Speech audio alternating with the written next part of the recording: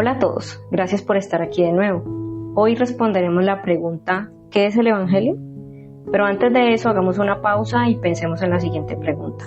¿Han notado que siempre estamos luchando para no ser engañados? Pensemos, por ejemplo, en la cantidad de billetes falsos que ruedan por ahí y si alguno cayera en nuestras manos, ¿cómo esto nos afectaría? Y pues cuando pienso en esto recuerdo múltiples momentos en el negocio de mis padres en los cuales ellos han tenido que ser muy astutos para no caer en engaños. Y aún así hubo momentos en que no lograron evitarlo.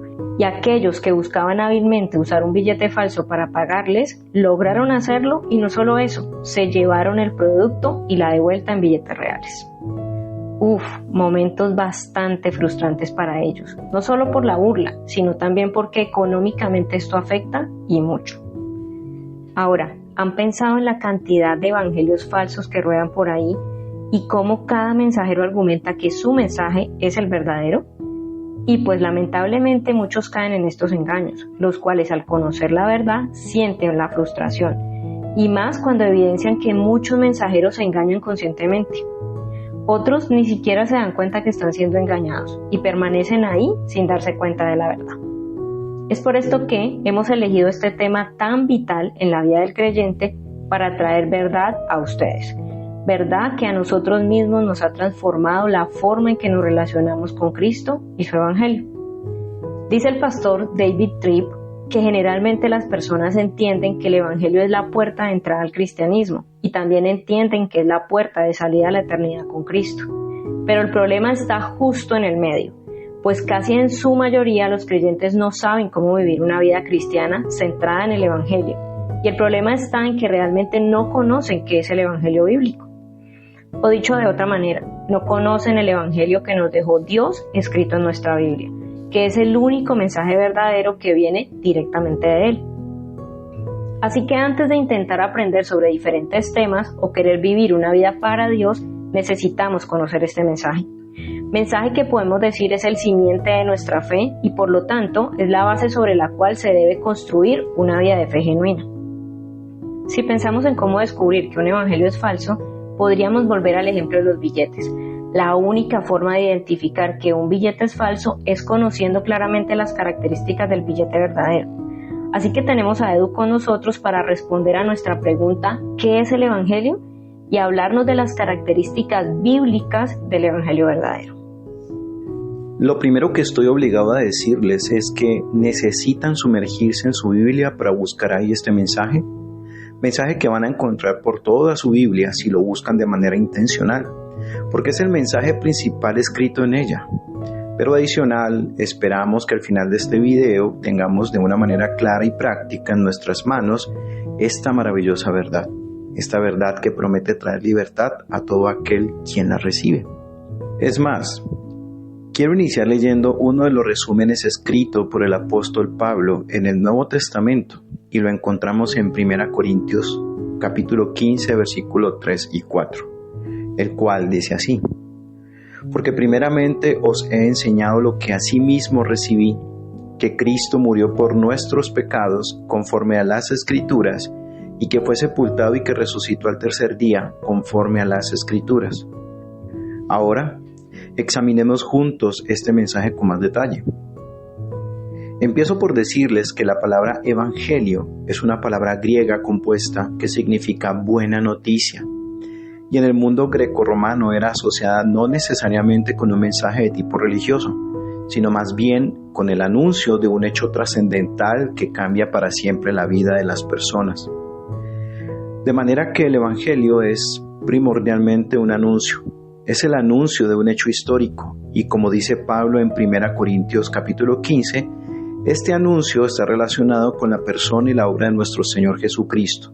Escuchemos el texto una vez más: que Cristo murió por nuestros pecados conforme a las Escrituras, y que fue sepultado y que resucitó al tercer día conforme a las Escrituras.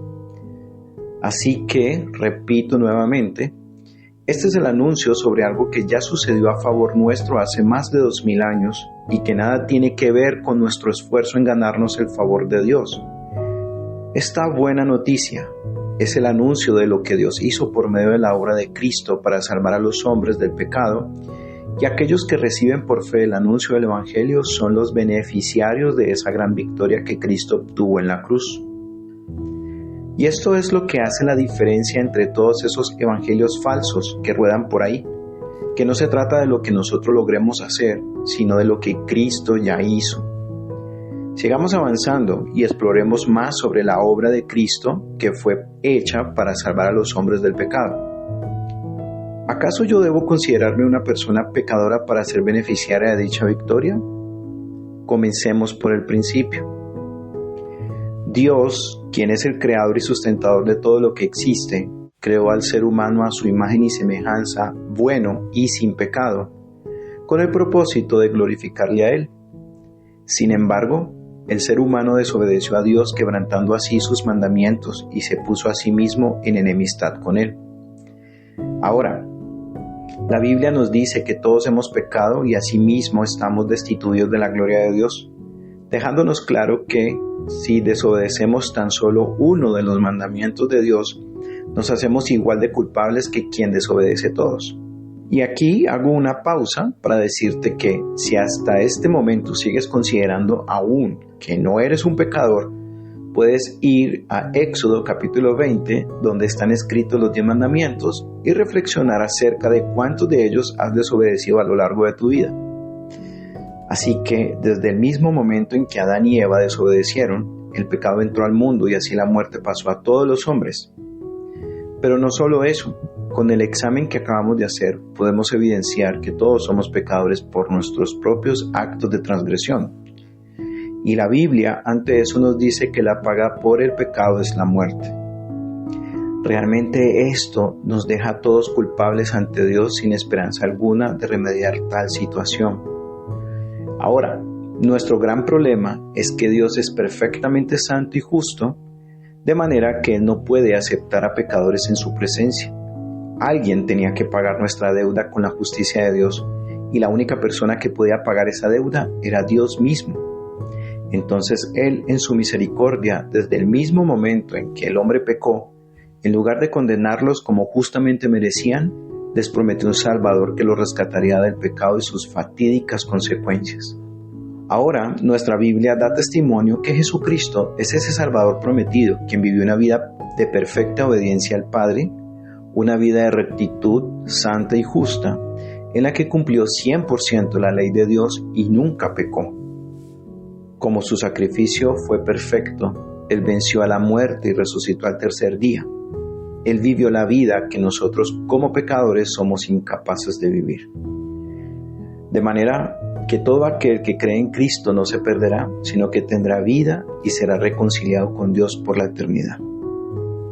El llamado es este: arrepiéntanse de sus pecados y crean en el Evangelio. Tenemos la promesa que si venimos a Él con sinceridad no seremos echados fuera. Y si confesamos nuestros pecados, Él es fiel y justo para perdonar, y además nos da el don de la fe para lograr eso, con el propósito que no sea mediante nuestras obras, sino solo por la gracia de Dios mismo, para que la justicia de Jesucristo sea imputada a nuestro favor, y así Dios ya no nos vea como aquellos pecadores que lo ofenden, sino que vea a Cristo en nosotros. Por último, la Biblia también dice que a través del poder de Dios, aquellos que creemos en Cristo no solo somos salvados, sino que recibimos una nueva naturaleza, con un corazón cambiado y nuevos deseos, voluntad y actitudes que son manifestados mediante el fruto que el Espíritu Santo produce en nosotros por su poder. De esto hablaremos en un próximo video. Ahora bien, ya conociendo y entendiendo este maravilloso mensaje, es importante que lo memoricemos de una manera sencilla inicialmente y luego vayamos agregando a dicha memorización cada versículo bíblico que sustenta todo lo que hemos dicho hoy.